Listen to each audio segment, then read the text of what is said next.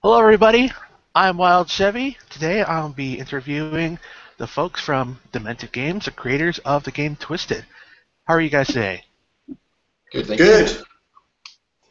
Uh, let's start off a little bit. Let's introduce yourselves. Okay. Where you go, Pete? All right. Sorry? Where you go, mate? I'm Peter.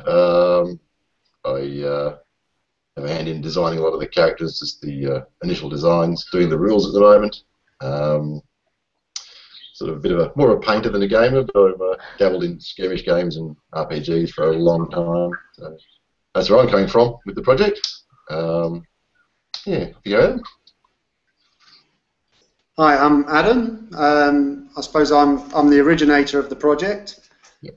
I was the one who got us all together and had the idea, and I come from a painting background, and we sort of wanted something to tie all our skills together and produce something. So seeing sort of Seb had already done a really great steampunk line, we all sort of wanted to expand on that really with our own game and line of miniatures. So how did the idea of Twisted all come together? Well, at the beginning, I had the idea of I wanted to do a hobby magazine, and spoke to Seb and Peter, and we looked into it, and it became very sort of hard and difficult to do that. But we then we wanted to really utilize our skills and get something as a hub for everything that we want to put out.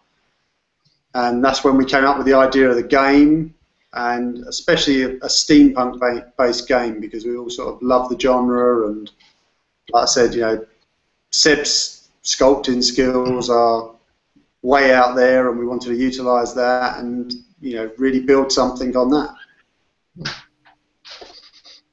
Now, have you guys worked with anything else, any other projects before? Not myself, no. This is my first one. It's been interesting. I think, a lot of learning going on, but I think we're achieving some really good things. Basically just a hobbyist and gamer to some extent. So sort of brought me into this thing, and we're pressing on, doing the best we can with the project we've got. I think it's working out really well.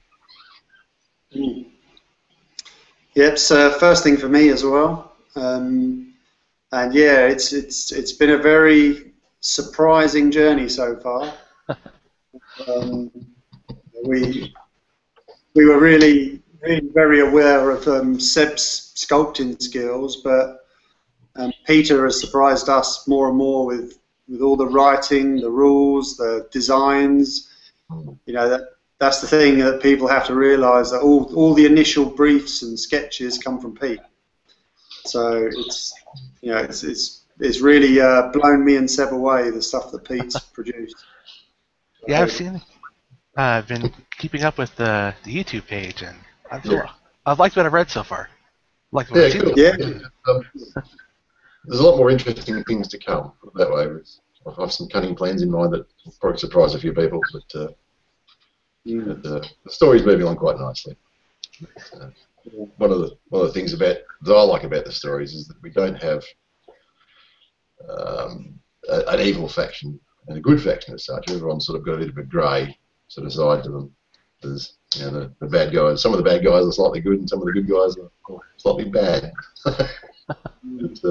It's interesting. Nice little twist, I guess. Yeah, on exactly. Yeah, precisely. It's all the whole twist business. Now, for those who are just joining us and don't quite know, what is Twisted? Do you want me to go, Pete? Twisted is a steampunk adventure game. Obviously set in the sort of Victorian era. It's basically, there's a concept come up. The idea we had is that this alternate world we have is sort of overlooked and overseen by this entity called the Engine. which has nodes all over the Earth. And what has happened is it started to get threatened, and nodes are starting to be found, and trying to be used by certain factions. And the engine has pulled this band of heroes together to try and help protect it, and it just uses them as its assets, its resources. And hence some of the characters that we have come from all sorts of walks of life and time and fantasy, because these are characters brought in by the engine to do its bidding, if you like. So, Pete, you're the expert on the backstory. Yeah, well, basically the engine can summon who it likes and when it likes, and it'll use them as long as they suit its purposes, and it's neither nice nor nasty, the engine. It's just, it does what it does. It's almost sort of heartless, I guess you'd call it. It doesn't consider what's right or wrong. It does what it wants to do, and that's reflected in the heroes to some extent, and certainly in the effect it has on anyone that comes into close contact with it. It alters them slightly, twists them, as the case may be. You can see that from the people that found it, Fagin and his mates, and they've become changed and twisted and odd, in less salubrious ways than some of the good guys have. But, that's sort of the basic sort of gist, and it's through some of the other expansions we'll be exploring some of the other aspects of the way the engine affects those around it and its world around it. So there's more plans for that sort of thing. I'm very interested in playing the game, so. Cool. Now, discuss the engine. How does that work with the gameplay? We're still working through that issue for the final version of how it works. At this stage, it's looking to be a set of cards, some of which are played each turn, which are we call the engine's attention card. So for each turn you pull one of these cards out. There may be no effect to the card, some of them are just sort of a null card that don't do anything. It's sort of representing the fact of whether the engine is looking at the event transpiring at that moment. So you pull a card out, and it might affect some of the characters in the game, or it might affect some sort of range attacks, or the way you move for that turn, or it might make it dark so you can't use ranged attacks. There's also the opportunity for models and characters throughout the game to what we're calling at the moment tempting fate, or tempt fate, where they can pull a card from a separate deck, which allows them to sort of try and attract the engine's attention each turn. So it's a bit of a risk. The engine being the engine might decide that you fit into its plans and will help you to achieve your goals, or it might decide you don't and will hinder you or assist your opponents. So it's one of those things where it's a bit of a balancing act. The engine will sometimes help you, sometimes will hinder you, and that's largely it's a good idea at the time.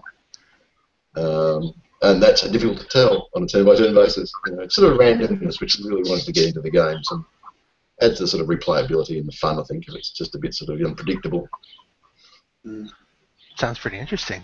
Really would affect people. And once you're on top, you cannot be. You could be helped or hindered. Exactly. Yeah, you don't quite know. Yeah. So the idea is that it just kind of makes the game more interesting and a little bit more swingy. Obviously, there's a bit more sort of randomness in it, but I think people will enjoy that. I certainly enjoy it in the game. I think it's a fun thing. Adds to the replayability, as it were. The less each game you play is the last one you played. But it's going to want to definitely get to the engine. The engine will change the game every time you play it. You play the same mission twice and have completely different results to the game, using the same characters and even doing the same moves because the engine's involved in it. Will this be played on a board, or is this tabletop? The game will actually come with a set of tiles. which are sort of quite, really highly detailed and double-sided tiles. So there'll be a couple of different board layouts depending on which side up the tiles are. That's the plan at the moment. We haven't quite decided the whole layout and the size of the board yet, but it is tile-based. Yeah. Yeah, there'll be sort of similar to your sort of tunnels and rooms kind of boards at this point. We're still sort of working out some of the details like that, exactly what form the tiles will take, but they will be really cool. So it's basically played on a pre-built board for you. So, although in the future we may look to make it a tabletop game, but that's in the future at this point. Now, will this be primarily card-based, or is it? Well, I saw a big dice in your guys' salute pictures. Yeah, that was an early iteration of the attempting to allow the engine to affect the game. Originally going to use a dice for that, but it proved a little bit, how should we put it, a little less than successful in playtest, the early playtesting we tried.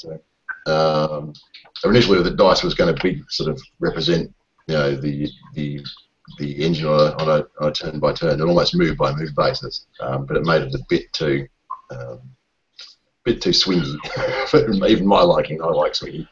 There were some mechanics in there that became a little bit unwieldy, so we kind of dropped that and are going for this more card-based system at the minute. Like I said, that's still in sort of testing, so it should work out. I'm pretty confident that one will work, but we're still nutting out that sort of the finer details of the rules at this point in time. The cards as well give us a lot more flexibility. Yeah, exactly. You could just have anything. Yeah. We get the dice in. Yeah. Modifiers to dice rolls, so the cards are a little bit more elegant. They give us a lot more flexibility, and it can add a lot more interest, I think, to the game. Yeah, the various expansions we've got planned, you can just add more engine cards in, so you can, they tend to affect the way. They're sort of mission specific for that particular expansion. There might be ones you add into the general game as well.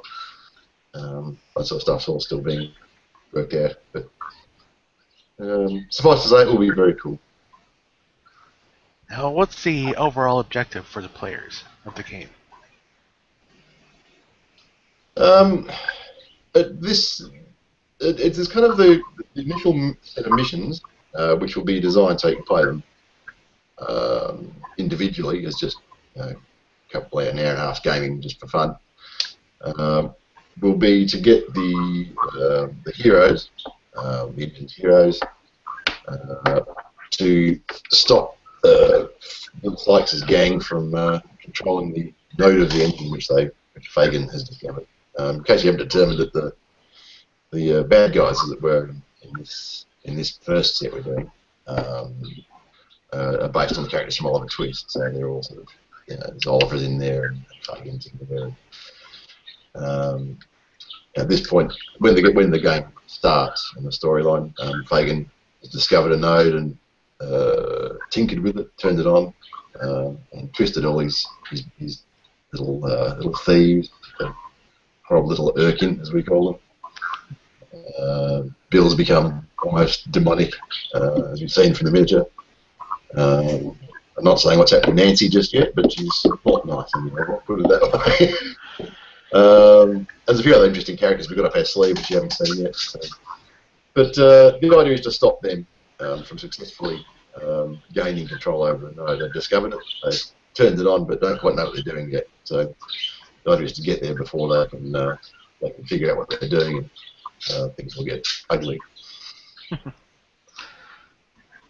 I mean, we've seen you guys release a few teasers, so. Yeah. Yeah. Go on, Adam. Well, we're quite comfortable with the miniatures. We've had a very good sort of feedback from, but really the best are yet to come. There's a couple of just stunning pieces that have been made for us and that Seb has done that are just sort of blowing our minds, aren't they, Pete? Like, Yeah. wow. Yeah. I'd like to show them to you, but we can't. We've got to save something for later. Yeah, exactly. Very nice. Yeah. But there's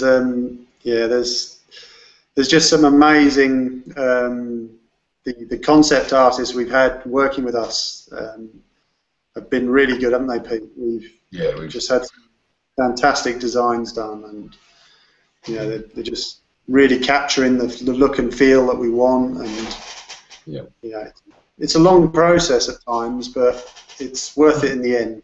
Get what we want. Yeah, that's one of the things, isn't it? We're also aiming for fairly high quality in this stuff, and that perhaps takes a bit longer than doing it to a lesser standard, but I think the end result is going to be well worth it. In terms of some of the models, some of the best I've seen, and I've been hanging around miniatures for about 30 odd years now. So Yes. Yeah, I've looked at the miniatures. I've seen some awesome paint jobs at Salute. Yep. Yeah. Yeah, so it was. We took it along to Salute Show. That was great fun. Good day. It was, yes. Yeah, we had. I entered my entry at Salute, but we did have Seb's Adepticon entry there as well on the stall, and a lot of people were just really loved that. They loved what he'd done with Bill, and it looked great, didn't it, Pete? Really terrific. Yeah. So I still got a soft spot for Bill. Yeah, he's our first real mini, wasn't he, Pete? And yeah, he was probably the first character we designed. Oh, actually, Fagan was first. He's supposed to. oh yeah, I think Bill was the one I liked best. I still do like him best. The ones we've shown so far. But some of the newer ones are tempting me away from him. Yep. Now, the new. Go ahead. Sorry. Just to say the one I'm looking forward to at the moment is the Oliver Twist character we've done. Yes. That really will be something else. It's an incredible concept art, and it's going to look superb. It's quite a big. Likely to be quite a big model, that one, as far as the scale of the rest of it goes. He's on a bigger base than the rest of them. 40 mil, I think, is the current theory with him. Yep. It'll be a decent sized model, and quite nasty to boot.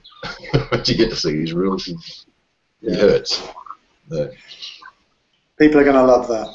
That model is. People are going to love it. Yeah. So what scale overall is this game at?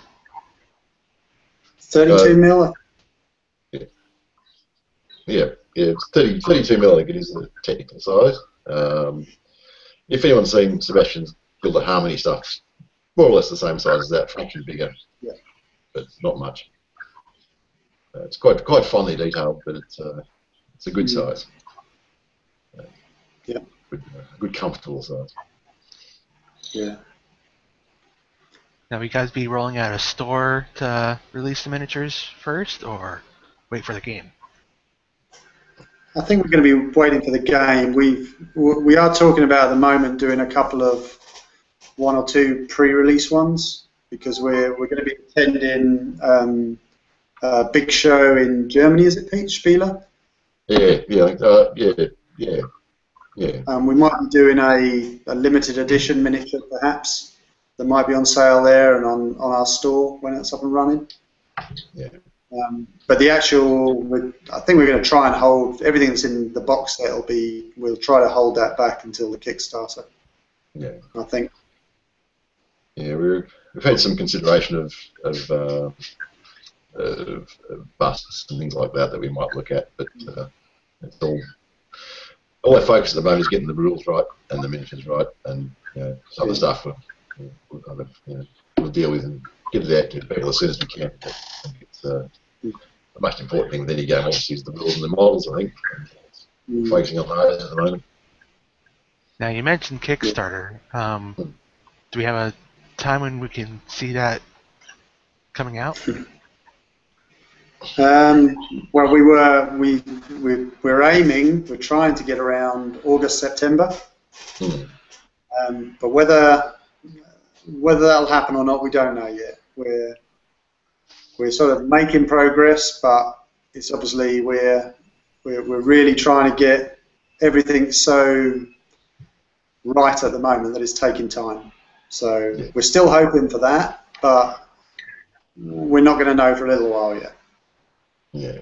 It's the same sort of thing as you said before. It's just make sure everything's right before we sort of we launch stuff, and don't want to go off half-cocked and produce a game that isn't what we're happy with, or no rush, no worry, right? Yeah. Yeah, we need enough stuff to show people and to get people excited, and and all the extras, the rewards, bonuses. We're trying to get all that stuff together as well, so that there's an awful lot for people to to get interested in and buy. Right. We have made a start on our first expansion to the base box, but it's only a very limited start at the moment. But, one of the things we are considering in this process is what we're going to do next, even at this early stage, is to make sure that we have a plan in place to keep stuff coming out for people to keep enjoying the game once we get it out there. Now, will the miniatures be plastic, resin, white metal? At the moment, in the box set, the game, I think they're going to be plastic. But we are, our store and wherever we will sell the entire range in resin as well, high detail resin. And like Pete said, we've got a lot of ideas about doing maybe some larger versions, busts, things like that as well. So they'll all be available through our store. Yeah. The game, we're aiming at all plastic at the moment. There's also Kickstarter. As Pete said, there'll actually be 2 box sets available. There'll be the original box set, the Twisted game, which will be everything you need in the box, and we're also going to be doing the first expansion set at the same time, which I can say where that is, can't I, Pete? That's right, isn't it? Yeah, and that's. The expansion is set in Egypt. Yeah. Interesting. So it's going to move away to a new location of the engine. Yeah. So this one's all going to be, Egyptian based, everything you can think of, I guess. Steampunk mummies, things like that. Who doesn't love a steampunk mummy? Exactly. Yeah. Who doesn't love those? Same time period, so it's still sort of your Victorian time frame. It's just moving it around the world to Egypt, and all that entails with the very, very, very cool stuff that's available to us. It opens up that whole sort of weird kind of 1920s adventure movie kind of theme to things. There's a whole range of heroes and characters you can do from the whole range of sources. It's going to be very cool. Yeah. Some, very nasty creatures making their appearance. Now, do you plan for other locations, like maybe Asia theme? Yeah. We've discussed quite a few already. We're thinking about Atlantis. There's one set in the fairy folk land, Pete. I can't remember. There's a discussion of what we tend to do the calling a Fae expansion, which involves your steampunk pixies and whatnot. But all these things are boiling away in the background while we try and get the basic game nutted out at the moment. So most of the Egyptian one is pressing along quite nicely at the minute, but most of the others are just little sketches in my notebook. The nice thing about this is because the way we've set up the background, the story, is that we can really do an expansion anywhere we like. As long as we can come up with enough decent characters to tie it to a location, it's anywhere's open for an expansion, really. Yeah. We're not sort of locking ourselves into a traditional sort of this race X, race Y sort of model where you have fixed forces from various factions in one world, and that's kind of all you're left with. We can go wherever we want, which is proving interesting. Yeah. Now, looking forward to see those expansions as well. Yeah. Can't wait.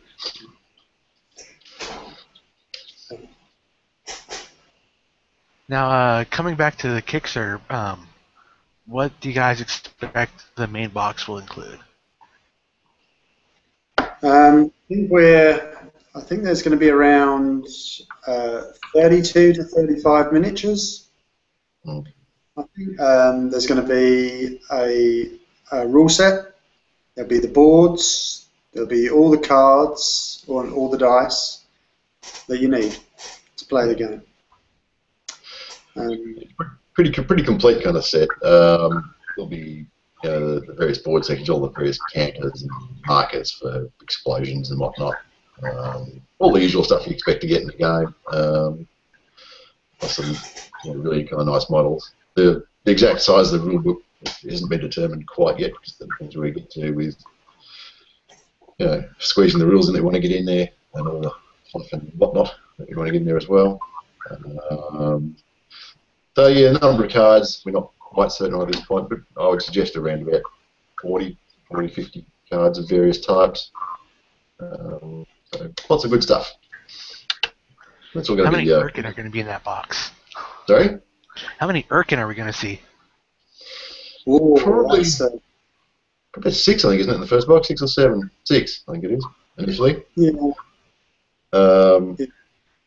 Yeah, there'll be, there is a plan for a box with some slightly more advanced Durkin in it later on too. So we're starting off with some fairly basic ones and pushing along with a set which has some slightly more interesting Durkin in it.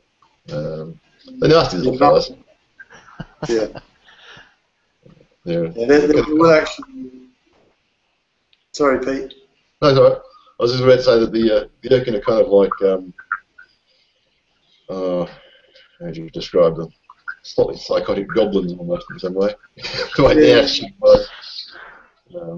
They're nuts, but they're fun. Yeah, they're great characters, and there's a whole set of what we call gribblies that will be in the box set as well. Yeah. Which are things like mechanical spiders, clockwork things, and that will be annoyances in the game.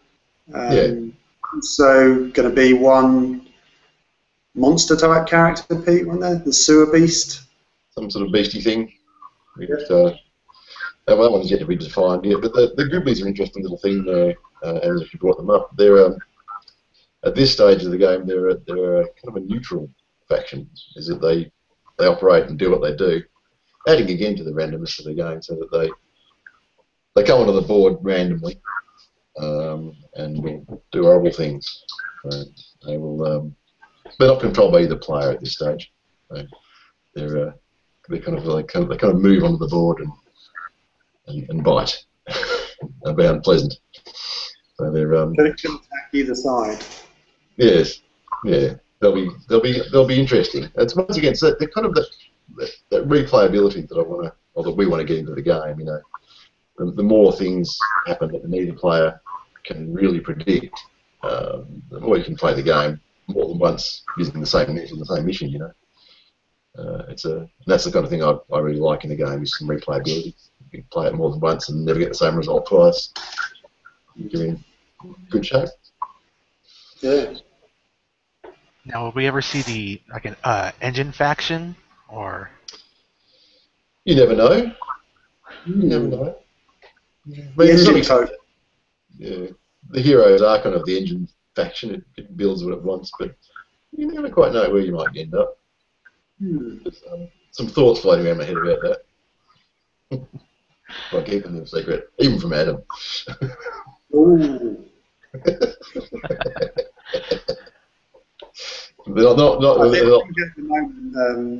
I think we're just looking on at the moment of the engine is like this entity. Yeah. Which is like this undercurrent of power and source of all things almost. It's basically can change reality. And it's trying to build the world it wants to build. humanity isn't necessarily enjoying what it intends. In some of the backstory, they actually haven't been aware of the engine for all that long. It was just there. People have now sort of discerned it and going, hang on a minute, what's this thing? Starting to rail against it a bit, which is why the engine is being sort of less uncooperative with them at the moment. It's, as I said, it's a sort of I hesitate to say evil entity. It's just not. It hasn't really got a evil or good side. It's just there. Can it be like? It can almost be like a petulant child, I think, can't it? Yeah. Be sometimes. Yeah, that's it's not right. getting home rightly, so One of the ways I describe it is like a spoiled child throwing out its toys, but it's having a tantrum. yeah, it's having a bit of a tanty. If a child could do anything it wanted. Like a force of nature. Exactly. Yeah. It's like Mother Nature with attitude.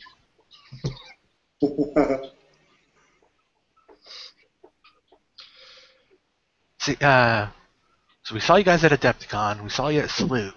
Yep. Will we see any more conventions this year? Spieler. Yeah. Spieler. Germany. In Germany. Yeah. There's a big convention there which our partner, who's based in the Netherlands, is going to attend that one for us. Yep. Us guys down here are not going to be able to get to that one because it's just a long way for us at the moment. But Adepticon and Salute were massive for us. We had a great time, really great time, and met some great people.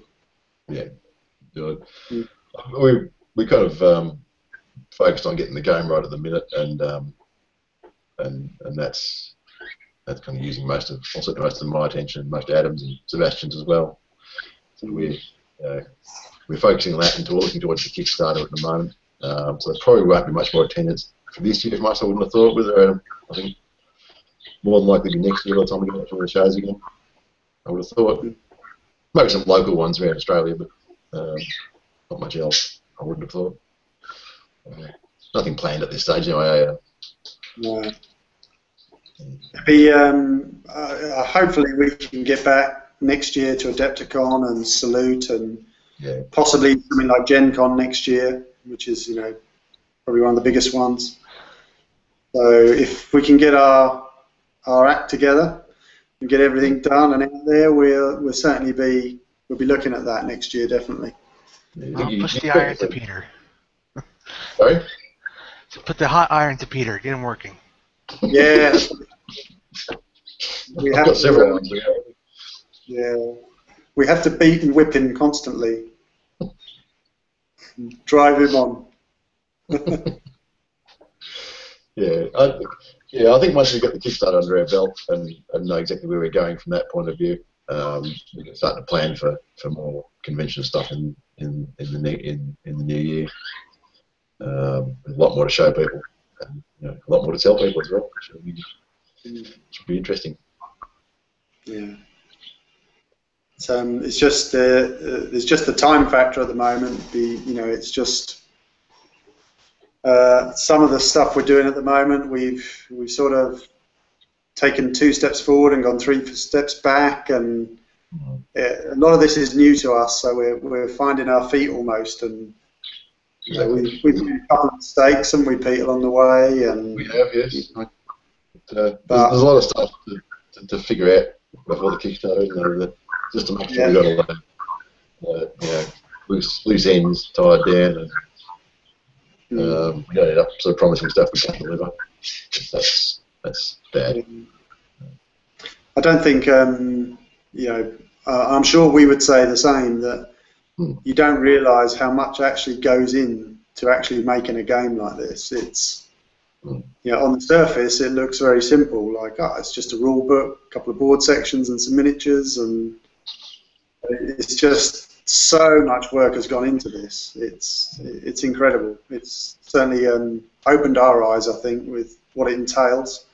Yeah. The people we've worked with, we've worked with sculptors and concept artists from all over the world now, and it's some good, some bad, but we've got some exceptionally good material out of it. So it's been a great journey for that side of it, definitely. Actually, I'm pretty certain we've had artists from almost every continent now. I think we've got one I left. think so. Yeah. So, yeah. We've been some African influence in our game too, which is good. Yeah. And the very first artist we worked with was from Africa. Yeah, he was. In Namibia. And done the original Bill and Fagin sketches for us. Yeah. Fantastic job. Yes, absolutely superb. And a fellow by the name of Nico, who was really great to work with, Pete, wasn't he? Yeah, he was. Excellent. Brilliant. Excellent job. Yeah. So, but we've worked with, like I said, Pete said, people from all over, and a lot of people have really surprised us with how good they are. So it's been really good to see. Well, if the artwork and the miniatures reflect any bit of quality of the overall game, I'm looking very forward to it. Yeah. So wait. Yeah. Well, like I said, I still think of the small amount of stuff we had to show at Adepticon Salute that people seem to really like what we had, and when they see the full set, the full game, I hope they're going to be as excited as we are, because I really do. I'm happy to say the best is yet to come for people to see. People are really raving about Medusa and Bill, and now I've seen the newer sculpts. It's like, wow, they're just some of them are much better, and there's some amazing stuff in the pipeline as well. Any more teases before we go? There was the comic book and the T-shirts, the sports caps that we're doing, the badges. What else was there, Pete? Oh, the mugs with your face on with Bill. Also, there'll be a bit of everything.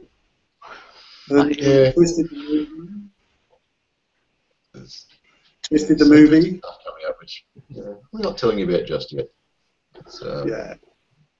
No, there'll be some super cool secret stuff that'll be coming in as bonuses and rewards. I think we'll have quite a bit to keep people happy and excited. Yes, I think there's once we get to the point where we can show everything, I think people will be hopefully pleasantly surprised. I think there's some really good stuff there. Certainly some miniatures that I've enjoyed having a hand in. It's one of the wonderful things about making your own game, of course, is you get to make the models you want. You go, I always wanted a model like that, so damn it, I'm going to have one. There you go. All right, before we wrap this up, tell everybody where they can find you on the internet. At the moment we're on Facebook as Demented Game, and we have got a website which is dementedgames.com. There's not much on that at the moment, just a pointer really to our Facebook and Twitter accounts. But the website is being built as we speak. That's like going on in the background right now. So hopefully in the next month or two that'll be fleshed out and we'll start putting more stuff up on there. But at the moment, Facebook is really our #1 place. Yeah. Just go to the demented.com, dementedgames.com, and you can find links to Facebook there. That's probably the easiest way to do it. You can also do it through Facebook if you're clever that way, but easy to go to the website. All right. Thank you very much, guys. I look forward to your Kickstarter. Hopefully I'll be able to get my hand on some of these miniatures. Yep. We make sure of that. Yeah. All right. Well, thank you guys once again. Thanks very much. All right. Thank you very much, Alan. All right. Ta-da. I'm Wild Chevy. This is Twisted. Check it out on their Facebook page. You guys have a good day. Thanks, mate. You too.